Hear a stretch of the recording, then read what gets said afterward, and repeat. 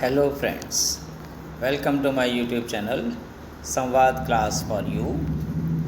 Friends, I am your friend Prahlad Parihar. Today we are going to study about the lesson number 7 of class 12th CBSE and NCERT English language. This chapter is the interview. तो दोस्तों ये chapter है the interview, साक्षात्कार। Interview यानी साक्षात्कार। ये एक्सरप्ट या वृतांत जो है वो क्रिस्टोफर सिल्वेस्टर की रचना introduction to the Penguin books of interview से लिया गया है। इन लेखक का जन्म इंग्लैंड में 1959 में हुआ था। वे प्राइवेट ITV चैनल के लिए 10 वर्षों तक उन्होंने इस चैनल में जो है रिपोर्टर का काम किया है। और ये रचना जो है वो 2 भाग में है, जिसमें से पार्ट नंबर 1 में इंटरव्यू के बारे में बताया गया है कि इसका चलन लगभग 130 वर्ष पुराना है। कुछ लोग इसको अच्छा मानते हैं। वे कहते हैं कि यह किसी प्रसिद्ध व्यक्ति को जानने का सबसे सच्चा और सबसे बेहतर जरिया मानते हैं, सबसे बेहतर जरिया है, ऐसा वो मानते हैं। और इसकी कई बुराइयों के बावजूद डेनिस ब्रायन जो है इसे संचार का सर्वश्रेष्ठ माध्यम मानते हैं। इन दिनों हम समकालीन लोगों के बारे में जो विभिन्न प्रकार के प्रभाव महसूस करते हैं वो साक्षात्कार यानी इंटरव्यू से ही आते हैं। तो वे कहते हैं, ब्रायन कहते हैं कि जब एक व्यक्ति दूसरे व्यक्ति से प्रश्न पूछता है तो लगभग सारी जानकारी हमें मिल जाती है। इसीलिए इंटरव्यू लेने वाला एक शक्तिशाली और प्रभावशाली स्थान रखता है। इसके बाद कई लोग ऐसे भी हैं जो इसको बुरा मानते हैं। अब बात करते हैं उन लोगों की जो इंटरव्यू यानी साक्षात्कार को बुरा मानते हैं, जिनमें V.S. Naipaul, Lewis Carroll, Rudyard Kipling, Mark Twain, H.G. Wells, Saul Bellow आदि हैं। ये सब लेखक हैं। कई प्रसिद्ध लोग इंटरव्यू को अपने निजी जीवन में अनचाहा दखल मानते हैं। वे कहते हैं कि इससे उनका कद कम होता है, उनका नुकसान होता है। जैसे कि पुराने ज़माने में माना जाता था कि जो व्यक्ति किसी की फ़ोटो ले लेता है तो वो व्यक्ति जो है, या पोर्ट्रेट बनाता है किसी का, तो वो व्यक्ति जो है उस पोर्ट्रेट जिसका बन रहा है उसकी आत्मा को भी चुरा लेता है।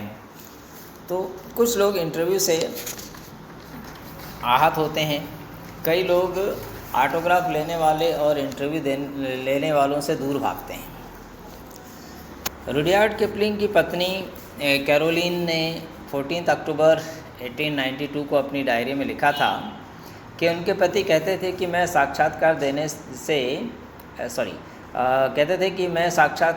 से इसलिए मना करता हूँ क्योंकि यह अनैतिक है, अपराध है, आक्रामक है, दंड है एक तरह का, यह कायरता है। यानी वो अच्छा नहीं मानते इंटरव्यू लेने वालों को भी और इंटरव्यू को भी। कोई भी आदरणीय व्यक्ति यह कार्य नहीं करेगा, ऐसा वो सोचते हैं। फिर भी उन्होंने मार्क ट्वेन के साथ ऐसा किया था। यानी उन्होंने खुद ने जो है मार्क ट्वेन का इंटरव्यू लिया था कभी कुछ वर्ष पहले। तो इस तरह से इंटरव्यू यानी साक्षात्कार लोगों की ज़रूरत है, फिर भी कुछ लोग इसे बुरा मानते हैं। अब बात करते हैं पार्ट 2 की। इसमें द हिंदू अखबार के लिए मुकुंद पद्मनाभन द्वारा लिया गया अम्बर्टो इको का इंटरव्यू है। इको जो उस समय बोलोग्ना इटली यूनिवर्सिटी में एक प्रोफेसर थे और 1980 में उनको उनके लिखे हुए novel the name of the rose की लगभग 1 करोड़ प्रतियां बिक चुकी थी। उस समय वे इंटेलेक्चुअल सुपरस्टार थे। वे संकेतों के अध्ययन, साहित्यिक व्याख्या, मध्यकाल का इतिहास, शैक्षणिक टेक्स्ट बुक्स, निबंध, बच्चों की किताबें और न जाने क्या क्या लिख चुके थे। जब उनसे पूछा गया कि आप इतना सारा लेखन कैसे कर पाए, तो उन्होंने बताया कि वे शायद एक ही दार्शनिक विचार पर काम करते हैं, भले ही वह अलग अलग लगता हो। वे अहिंसा और शांति के विचार पर काम करते हैं। वे कहते हैं यदि इस संसार में अणुओं में से एम्प्टी स्पेस यानी रिक्त स्थानों को हटा दिया जाए तो यह पूरी दुनिया आपकी मुट्ठी में मुट्ठी के आकार की हो जाएगी। वैसे ही हमारे जीवन में भी इंटरस्टिसेस यानी खाली समय, यानी दो कार्यों के बीच जो समय होता है, मैं उसका भी उपयोग कर लेता हूँ। यानी वो कहते हैं कि जैसे मान लीजिए आप ग्राउंड फ्लोर से थर्ड फ्लोर तक एलिवेटर से आ रहे हैं, उस दरमियान आप फ्री हैं और आप क्या करेंगे, तो वो कहते हैं कि जब इतने समय का भी उपयोग जो है, मैं थर्ड फ्लोर तक आते आते जो है एक लेख लिख चुका होता हूँ, यानी उस बीच के समय का उपयोग भी मैं कर लेता हूँ। ईको कहते हैं कि अपनी लेखनी को कथात्मक तरीके से उन्होंने लिखा है। 22 साल की उम्र में मुझे समझ आ गया था कि ज्ञान की किताबें भी इसी तरह लिखी जानी चाहिए, वर्णनात्मक तरीके से। वे कहते हैं कि उनके मित्र रोलैंड बार्थ्स को मरते समय तक यह अफसोस रहा कि वे निबंधकार हैं, ना कि उपन्यासकार। वो उपन्यासकार बनना चाहते थे, लेकिन इससे पहले ही वो गुजर गए। मैं अपने जीवन में ऐसा कोई अफसोस नहीं रखना चाहता। उपन्यास मेरी कथात्मक रुचि को संतुष्ट करता है। ईको कहते हैं कि लोग भले ही उन्हें उपन्यासकार के रूप में जानते हैं, पर वे अपने आप को यूनिवर्सिटी का प्रोफेसर ही मानते हैं जो संडे के दिन उपन्यास लिखता है। वे एकेडमिक कॉन्फ्रेंस में भाग लेते हैं, ना कि पेन क्लब्स या राइटर्स क्लब में भाग लेते हैं। मुकुंद कहते हैं कि उनका उपन्यास द नेम ऑफ द रोज़ एक गंभीर उपन्यास है, जिसमें जासूसी, मेटाफिजिक्स, थियोलॉजी, मेडिएवल हिस्ट्री आदि की बातें हैं। फिर भी यह बड़ी संख्या में पढ़ा जा रहा है। क्या ईको को इस पर हैरानी नहीं होती? तो ईको कहते हैं कि बिल्कुल नहीं। वे कहते हैं कि पत्रकारों एवं प्रकाशकों को ऐसा लगता है कि लोगों को कचरा ही पसंद है, कठिन विषय पसंद नहीं है। वे कहते हैं इस पूरी दुनिया के हिसाब से इतनी ज़्यादा कापियाँ बिकने के बाद भी वे केवल एक छोटे से वर्ग तक ही पहुंच पाए हैं। तो लोग हैं जो कठिन विषयों को भी पढ़ते हैं, पर पूरा दिन नहीं पढ़ते, यानी पूरा समय वो इसी में नहीं रहते, बल्कि उनका इंटरेस्ट कठिन विषयों को पढ़ने में भी रहता है। जब ईको से पूछा जाता है कि उनकी किताब की सफलता का रहस्य क्या है, तो वे कहते हैं पता नहीं। वो कहते हैं उनकी किताब का रहस्य भी एक रहस्य है। शायद समय सही है। अगर यह किताब 10 साल पहले या 10 साल बाद लिखी जाती तो इतना हिट नहीं होती। और मेरी अमेरिकन पब्लिशर ने मुझे केवल 3000 प्रतियों का ही एडवांस दिया था, यानी उनको लगता था कि अधिक से अधिक 3000 प्रतियाँ बिक पाएंगी, लेकिन उन्होंने अब तक 30 लाख प्रतियाँ बेच दी हैं। तो ये आश्चर्य है और ये एक रहस्य है कि ये किताब इतनी हिट कैसे हुई। तो इस प्रकार से दो चीज़ें इसके अंदर है, एक तो एक साक्षात्कार और दूसरा है कि मुकुंद पद्मनाभन जो द हिंदू अखबार के लिए काम करते थे, उन्होंने अम्बर्टो ईको का जो इंटरव्यू लिया, जो कि एक बहुत विद्वान और लेखक थे। वो दोनों चीज़ें इस पार्ट में, इस चैप्टर में द इंटरव्यू में है। तो ये हो गया आपका स्टोरी जो इस पूरी चैप्टर की हो गई। अब जो है हम ले लेते हैं इसके क्वेश्चन आंसर। तो पेज नंबर 69 पर थिंक एज यू रीड में यहाँ लिखा हुआ है, number 1, what are some of the positive views on interviews. तो इंटरव्यू के ऊपर कुछ सकारात्मक दृष्टिकोण क्या हैं? तो इसमें सकारात्मक दृष्टिकोण ये है कि लोग कहते हैं कि ये जो है highest form of source of truth है, और अभी तक के प्रयोग किया गया सबसे ज़्यादा प्रयोग किया गया तरीका है किसी व्यक्ति को जानने का। और ये जो है इंटरव्यू के माध्यम से हम किसी व्यक्ति के बारे में अच्छी तरह से जान पाते हैं, उससे अलग अलग प्रकार के उसके जीवन के सभी पहलुओं को अलग अलग तरीके से पूछ करके और जाना जा सकता है। उसके बाद सेकंड क्वेश्चन है, why do most celebrity writers despise being interviewed. कई जो प्रसिद्ध लेखक हैं वो इंटरव्यू देने से क्यों बचते हैं? तो वो इसलिए बचते हैं कि उनको लगता है कि ये इंटरव्यू जो लेने वाले हैं वो उनके निजी जीवन में अनावश्यक दखल देते हैं, उनको डिस्टर्ब करते हैं और उनके कद को भी कम करते हैं, ऐसा उनको लगता है, इसलिए वो जो है इंटरव्यू देने से बचते हैं। उसके बाद में है third number, what is the believe in some primitive cultures about being photographed.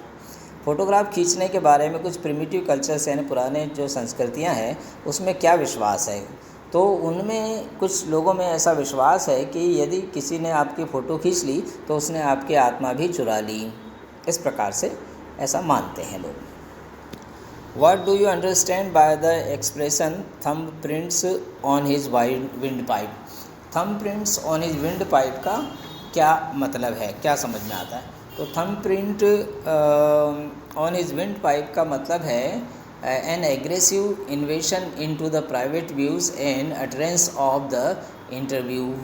तो यहाँ पर जो है इसका मतलब ये है कि कोई पूछने वाला जो है आपसे आक्रामक तरीके से जो है आपके जीवन में, निजी जीवन में आपके निजी दृष्टिकोण को जो है डिस्टर्ब करता है, और वो जो है आपको ऐसी बातें कहने के लिए मजबूर करता है जो आप कहना नहीं चाहते। उसके बाद में है 5th number, who in today's world is our chief source of information about personalities। तो लोगों के बारे में जानने के लिए आज मुख्य स्रोत जो है इन्फॉर्मेशन का, सूचना का हमारे पास क्या है आज की दुनिया में? तो आज की दुनिया में सबसे ज़्यादा यूज़ किया जाने वाला जो सोर्स है वो है साक्षात्कार या इंटरव्यू के ज़रिए ही जो है आज की दुनिया में लोगों के बारे में बहुत अच्छे से जाना जाता है। इसके बाद में अगले पेज नंबर 73 पर है अंडरस्टैंडिंग द टेक्स्ट। तो अंडरस्टैंडिंग द टेक्स्ट में पहला क्वेश्चन है, do you think Umberto Eco likes being interviewed, give reasons for your opinion. तो अम्बर्टो इको को जो है साक्षात्कार देना पसंद था, क्या आपको ऐसा लगता है? और अगर ऐसा नहीं लगता तो उसका कारण बताइए। तो अम्बर्टो इको को जो है इंटरव्यू देना उतना ज़्यादा पसंद नहीं था, हालांकि वो साक्षात्कार देते थे, क्योंकि उनको लगता था कि जो सामने पूछने वाला है वो खुद बड़ा कंफ्यूज रहता है और अजीबोगरीब तरीके के सवाल करता है, और शायद वो राइटर को या लेखक को उतना बेहतर तरीके से नहीं समझता। उसके बाद में है, how does Eco find the time to write so much. Eco को जो है इतना ज़्यादा लिखने का समय कैसे मिलता है? तो जैसा कहानी में मैंने एक्सप्लेन किया था कि इको क्या कहते हैं कि इंटरस्टिसेस यानी कि जो दो कार्यों के बीच का जो समय है, जब आप खाली बैठते हैं या कुछ सोच रहे होते हैं, उस दरमियान भी जो है अम्बर्टो इको जो है वो काम कर लेते हैं, इसलिए उन्हें इतना ज़्यादा लिखने का समय मिल पाया। उसके बाद में है 3rd number, what was the distinctive about echoes academic writing style. तो इको की जो एकेडमिक राइटिंग स्टाइल थी वो किस प्रकार से भिन्न थी? तो जैसे कि बोरिंग टाइप से जो है जो एकेडमिक या शैक्षणिक किताबें होती है वो बड़ी टेक्निकल टू द पॉइंट लिखी जाती है और वो बोरिंग होती है, तो अम्बर्टो इको ऐसा नहीं लिखते, वो कहानी को एक्सप्लेन कथात्मक रूप से लिखते जाते हैं, बीच की घटनाएं और जो है उनमें वर्णन जोड़ देते हैं, जिससे जो है पढ़ने वाले की रुचि बढ़ जाती है कि कोई कार्य कैसे हुआ, क्यों हुआ, इस तरह से वो उसको थोड़ा सा व्याख्या और जो है नरेशन टाइप से वो कर देते हैं। तो वो उनकी लेखन शैली थी। उसके बाद में 4th क्वेश्चन है, did Umberto Eco consider himself a novelist first और एन एकेडमिक स्कॉलर। तो जैसा कहानी में हम पढ़ चुके कि अम्बर्टो इको अपने आप को पहले जो है, यहाँ क्वेश्चन ये पूछा गया कि वो अपने आप को उपन्यासकार मानते हैं या शैक्षणिक स्कॉलर यानी विद्वान मानते हैं। तो जैसा वो स्पष्ट कर चुके कि वो अपने आप को एकेडमिक स्कॉलर यानी शैक्षणिक विद्वान मानते हैं पहले। उपन्यासकार तो वो कहते हैं कि मैं बाय एक्सीडेंट बन गया, तो वो अपने आप को शैक्षणिक स्कॉलर या विद्वान मानते हैं। उसके बाद 5th क्वेश्चन इसके अंदर है what is the reason for the huge success of the novel the name of the rose. The name of the rose की सफलता का बड़ा कारण क्या है? तो बड़ा कारण एक तो उसकी कथात्मक शैली है, और दूसरी बात ये कि जो लोग हैं वो किस समय क्या पसंद करें, ये बात कहना बड़ा मुश्किल है। तो जैसा कि उन्होंने अपने इंटरव्यू में कहा कि ये एक रहस्य है कि उनकी किताब इतनी ज़्यादा क्यों सक्सेस हुई। तो किसी किताब का सक्सेस या अनसक्सेस होना एकदम जो है जिसको बोलना चाहिए क्लियर नहीं हो सकता, ख़ासतौर से द नेम ऑफ द रोज़ जो है उसकी सफलता एक रहस्य ही है। अब इसके बाद में बस इतना ही काफ़ी है इसके अंदर में, और मैं समझता हूँ आप लोगों को ये स्टोरी और क्वेश्चन आंसर जो है वो समझ में आए होंगे। So friends, please like, comment and share this video and subscribe my YouTube channel and encourage your friend to subscribe this channel.